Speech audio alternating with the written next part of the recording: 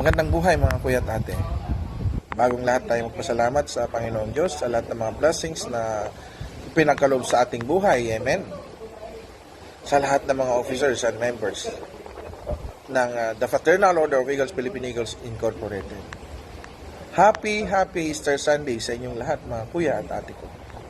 Tayo magkaisa sa ating goal na humanitarian services through our guiding principle service through strong brotherhood. At tayo po'y mag-ingat, lalong-lalo na sa panahon na to.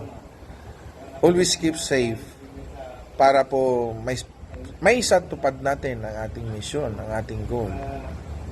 Ito, ang laban na to ay para sa Diyos, para sa bayan, para sa mga taong nangangailangan sa ating tulong, lalong-lalo na sa ating The Fraternal Order of Eagles, Philippine Eagles Incorporated.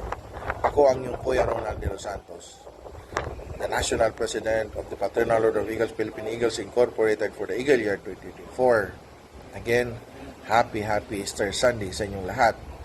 Mabuhay ang Agila.